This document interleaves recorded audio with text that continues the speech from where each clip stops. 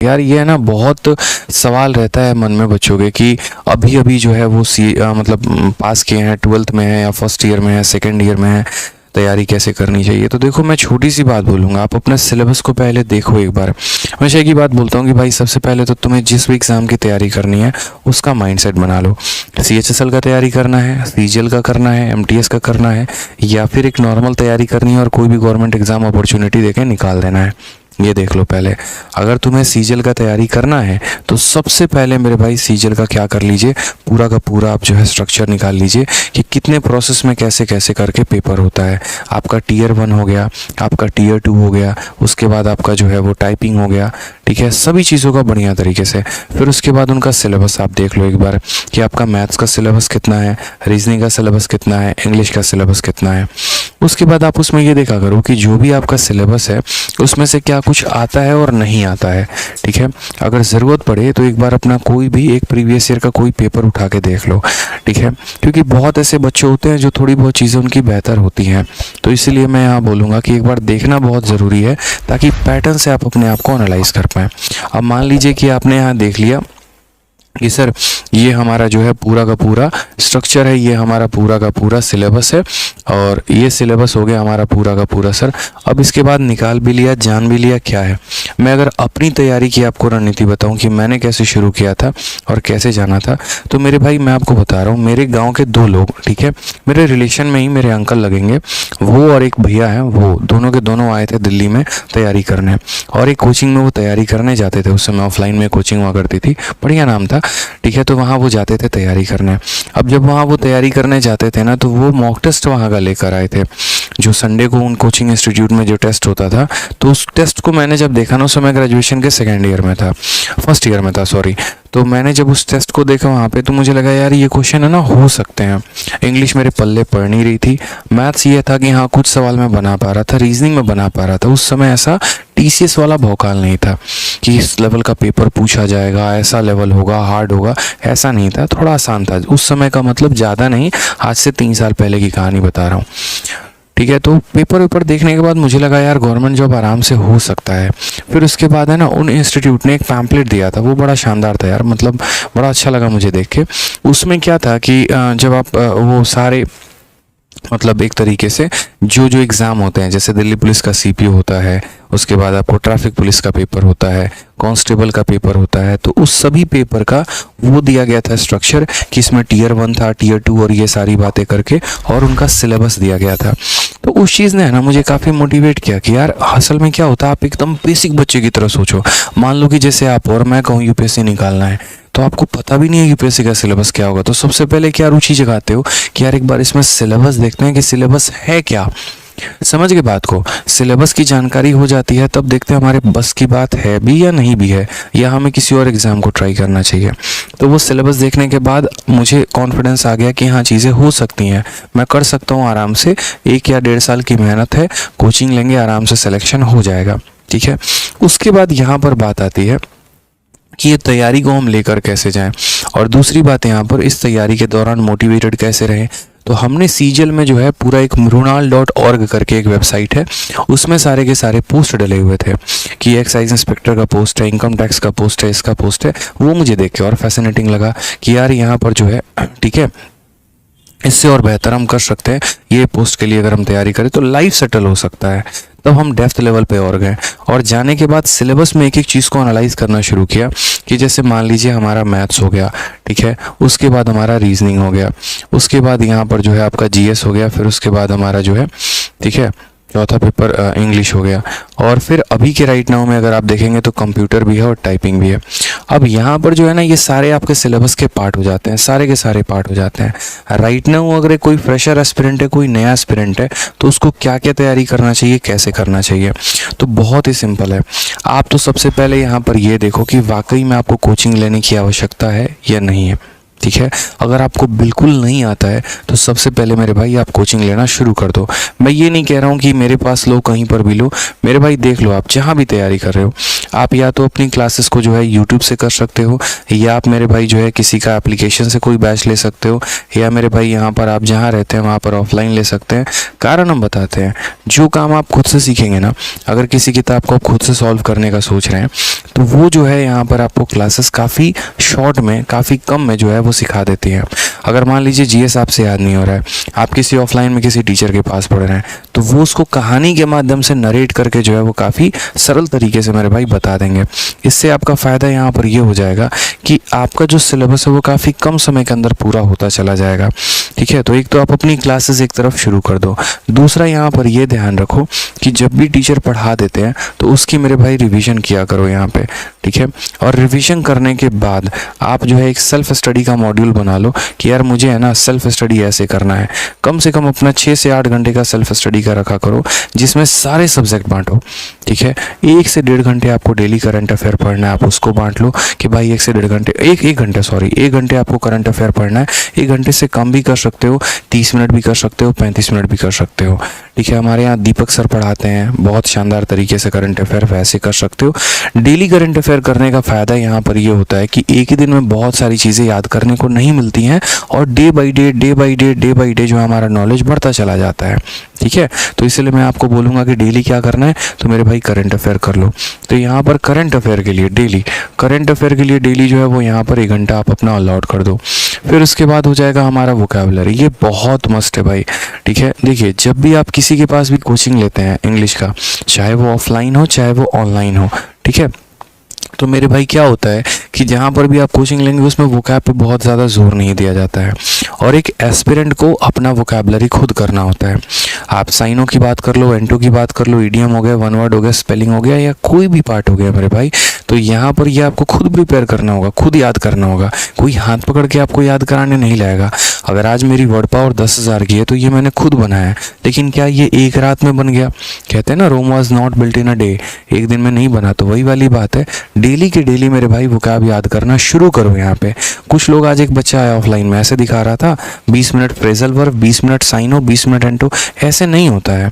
आप 1 घंटा बांट लो। आज सिर्फ चाहो तो सभी साइनो ही पढ़ लो। कोई भी किताब है, मार्केट में बहुत सारी किताब है वोकैबुलरी की, सब अपने आप में परफेक्ट है। सब ने अपने लेवल पे बेहतर करने की कोशिश की है, बच्चों को समझाने की कोशिश की है। आप ये देख लीजिए कि आपको समझ किससे बेहतर आ रहा है। उसी तरीके से यूट्यूब पर हैं, काफ़ी लोग पढ़ाते हैं, उसमें ये देख लीजिए कि आप किसके साथ कोऑर्डिनेट कर पाते हैं, कि आपको ट्रिक की आवश्यकता है या आप चीज़ों को याद करके बेहतर कर सकते हैं, ठीक है। जो भी तरीका हो, किसी का भी कोई ये किताब पकड़ लीजिए, कोई भी एक वीडियो पकड़ लीजिए और उसको पढ़ना शुरू करिए। और जो मान लीजिए कि कुछ कठिन शब्द हैं आपके ना, तो उसको यहाँ हाथ पर लिख लीजिए। जैसे मैं आज भी हाथ पे लिखता हूँ कई सारी चीज़ें। अब बस प्रोफेशन आ गया है तो हाथ पे ना लिखकर मैं उसको मोबाइल में लिख लेता हूँ, गूगल के नोट्स में। आप यहाँ पर ये कर सकते हैं कि उसको हाथ पर लिख लीजिए। वो कुछ शब्द जो ऐसे होंगे ना, वो मेरे भाई सुबह से लेकर शाम तक आप लोगों के माइंड में घूमता रहेगा। जैसे मैं एक छोटा सा शब्द बताता हूँ, मैं आज भी कहता हूँ यार, एक शब्द ऐसा था जो मुझे याद ही नहीं होता था, और वो मेरे भाई सिस्टा था, SIESTA करके, या शायद SCI, मतलब ऐसे करके, जिसको दोपहर का ब्रेक बोलते हैं। तो इसको मैंने क्या कर लिया, हाथ पे लिख लिया।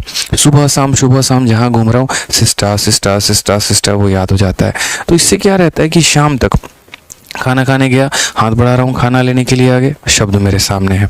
तो ये बहुत फ़ायदा होता था। इस पे मत लिखना, ये मिट जाता है। इस पे लिखना, ये पाम पे, इस पे नहीं मिटता है। दुनिया गजनी बोले, पागल बोले, जो बोले वो मेरे भाई तब बोल रही थी। तब मुझे भी लोग काफ़ी कुछ बोल रहे थे कि अरे यार, बड़ा गजनी बड़ा घूम रहा है, ठीक है, क्या दिखाना चाह रहा है कि तुम्हें ही ज़्यादा आता है, अच्छा दिखा रहा है कि यहीं एक लड़का तैयारी करता है। लेकिन मानिए ये तब के ताने थे। और आज जब उन्हीं लोगों से सामने मिलता हूँ ना, और भाई तुम तो बड़े आदमी हो गए हो, पता नहीं हमें पहचानते भी हो गए या नहीं पहचानते हो गए, तो ये वाली बात आ जाती है। दुनिया आपके कामयाबी के अनुसार अपने चाल ढाल बदलना शुरू करती है। जब तक आप कामयाब नहीं होते हैं, उनकी कोशिश होती है कि वो आपको कितना पीछे ढकेल पाएँ, अपने तानों से कितना पीछे मार पाएँ।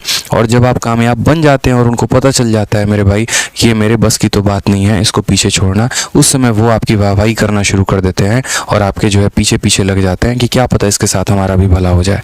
तो इसीलिए दुनिया की कभी मत सुनो, अपने काम पर विश्वास करो, ठीक है। पढ़ पढ़ना है, वोकैबुलरी लिखना है तो अपना मेरे भाई पढ़ो, भाड़ में जाए दुनिया, कोई फ़र्क नहीं पड़ता है। उसी तरीके से ग्रामर में यहाँ पर इंग्लिश में जो है मेरे भाई, उसमें 1 घंटा फिक्स कर दो कि मुझे 1 घंटा पढ़ना ही पढ़ना है, मुझे देना ही देना है ग्रामर। कहीं से भी पढ़ो, किसी भी टीचर से पढ़ो, लेकिन एटलीस्ट हर चैप्टर का कम से कम 50 से 60 सवाल ज़रूर प्रैक्टिस करो। ठीक है, आप लोगों की प्रॉब्लम यहाँ पर ये है कि नाउन पढ़ोगे तो नाउन के सवाल लगा लोगे, हाँ दूसरा जब जाओगे मिक्स एरर में तो सारा ख़त्म हो जाएगा वहीं पे। तो ऐसा गलती मत करो। जब तक यहाँ चैप्टर के ऊपर बढ़िया पकड़ नहीं होगी, बढ़िया प्रैक्टिस नहीं होगी मेरे भाई, तब तक आपको दिक्कतें आनी ही आने वाली है। इसीलिए मेरे भाई यहाँ पर बोलूँगा, मार्केट में बहुत सारी बुक्स हैं, आप किसी भी बुक्स का उठा के कोई भी टॉपिक का यहाँ प्रैक्टिस करना शुरू कर दो। ये आपका हो गया यहाँ से रिवीजन। सेम तरीके से मैं मैथ्स में अगर मैं बात करूँ अपना, मैथ्स में क्या है, आपको अगर मान लीजिए एप्लीकेशन से पढ़ना है तो एप्लीकेशन से पढ़ लो, जहाँ पर भी जिस भी टीचर का अच्छा लगता है वहाँ से पढ़ लो, यूट्यूब से कवर करना है तो यूट्यूब से कवर कर लो, लेकिन एक किताब पकड़ो और उसके बाद उसके क्वेश्चंस को लगाना शुरू करो। भाई मैथ्स एक दिन में नहीं सुधरता, ऐसे मोबाइल देख के वीडियो देखने से नहीं सुधरता है मेरे भाई, ये बात मान लो। अभी आप लोगों से बात करने से पहले मैं अभी ऑल इंडिया रैंक 28 से जब बात कर रहा था, 11 से भी हमारी टीम की बात हुई है CHSL में। ठीक है, अभी CHSL में इस बार अपने स्टूडेंट का ऑल इंडिया रैंक 11 भी आया है, ऑल इंडिया रैंक 28 भी आया है, ऑल इंडिया रैंक 143 भी आया है, और काफ़ी बच्चे इसके आसपास हैं। बहुत कम उम्र में बच्चों ने सिलेक्शन लिया, और सिर्फ एक बात, अपने मेहनत के दम पे। जिस लड़के का ऑल इंडिया रैंक 28 है ना, मात्र 19 साल की उसकी उम्र है। सोचो, लोग 5-5 साल तैयारी करने के बाद, बाबा बनने के बाद भी मेरे भाई पेपर नहीं निकाल पाते हैं। क्यों बाबा जैसे शब्द इस्तेमाल कर रहा हूँ? अथा पढ़ रहे हैं लेकिन सही चीज़ नहीं पढ़ रहे हैं। तो इसीलिए यहाँ पर मैं आपको बोलूँगा कि थोड़ा ध्यान रखो। मैथ्स भी ऐसा है कि आप इसको लिमिटेड टाइम में प्रैक्टिस बहुत ज़्यादा करो। जिसने ज़्यादा कलम चलाए हैं, बुद्धि उसकी ज़्यादा चली है पेपर में। ठीक है, तो इस पे प्रैक्टिस पे बहुत ज़्यादा जोर दीजिए। आप फिक्स कर लीजिए कि हाँ मुझे ये टीचर से पढ़ना है और ये किताब पढ़नी है, बस दैट्स इट, और इसके अलावा मेरे भाई और कुछ नहीं। इसी तरीके से करते करते सारे सब्जेक्ट को आप जो है एनालाइज करना शुरू करिए। ठीक है, एक बार में अगर बहुत ज़्यादा सब्जेक्ट नहीं लेकर आ पाते हैं तो 2 से 3 सब्जेक्ट को ही पकड़िए, कोई परेशानी की बात नहीं है, कोई दिक्कत की बात नहीं। जीएस अगर आपका छूट जा रहा है तो मात्र मैथ, इंग्लिश और रीजनिंग इन्हीं तीनों पर काम करिए। जीएस को 2 महीने के बाद आप कवर अप कर लेंगे। लेकिन करंट अफेयर जीएस का डेली पढ़ना है, स्टैटिक का पोर्शन आपको डेली पढ़ना है, इतना ध्यान रखिए। ये मेरे भाई काम आपको करने ही करने हैं, डेली आपको इतना करना ही करना है। सैटरडे और संडे 2 दिन अपने दिन का ऐसा बांट लो कि इस बार भाई इन 2 दिनों में तो हम कुछ पढ़ेंगे ही नहीं, हमें कुछ भी नहीं पढ़ना है, मात्र वो रिवाइज करना है जो हमने जो है पूरे वीक में पढ़ा है। सिर्फ खाना खाना खाना जरूरी नहीं होता है यार, ठीक है, पचाना भी ज़रूरी है, नहीं तो वो जहर बन जाता है। तो ये 2 दिनों में अगर रिवाइज नहीं करोगे तो आगे से बढ़ते चले जाओगे, पीछे से भूलते चले जाओगे। इसलिए कहते हैं रटंतु बुद्धि घटंतु विद्या। ठीक है, तो यहाँ पर रटना नहीं है, बस यहाँ पर पढ़ना है और 2 दिनों में रिवाइज करना है। और साथ में संडे वाले दिन में मेरे भाई ज़बरदस्त तरीके से जो है वो मेरे भाई रिवीजन करना है पूरा। एक मॉक टेस्ट ज़रूर देना है।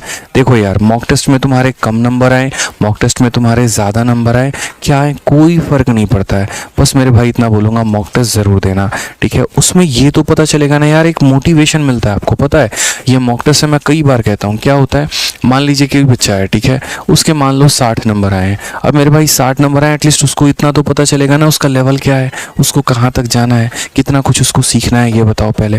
ठीक है, आपको ये तो पता चलेगा कि आप भ्रम में जी रहे हो कि आपको जीएस आ रहा है और आपका जीएस खत्म हो गया है, नील बट्टे सन्नाटा हो गया है, आपको कुछ नहीं आ रहा है।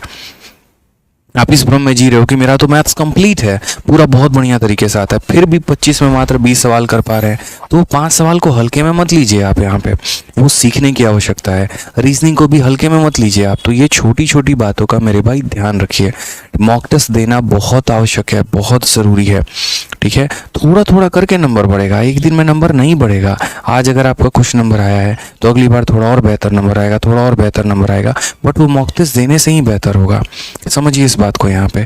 ठीक है, तो मॉक टेस्ट देने से अच्छा, मॉक टेस्ट एक और रिमाइंडर का भी काम करता है, अलार्म का भी काम करता है कि भाई तुम्हारा इतना सिलेबस जो है वो बाकी है, इतना भी तुम्हें करना ज़रूरी है। तो वो कांस्टेंट पुशअप देते रहता है, क्योंकि आपकी तैयारी में आप ऐसे समझ लीजिए कि जो है सो आप ही हैं। अगर मैं एक मिडिल क्लास फैमिली से हूँ तो मेरे माँ बाप को इतना नॉलेज नहीं है कि वो मुझे गाइड कर पाए, मेरे भाई के पास इतना नॉलेज नहीं है कि वो मुझे, मेरे भाई गाइड कर पाए, यानी मुझे गाइड कौन करेगा? तो मैं खुद ही यूट्यूब से, बाकी टीचर से थोड़ा थोड़ा जो है वो नॉलेज लेके एक्यूमुलेट करके उसके आधार पे आगे बढ़ूंगा।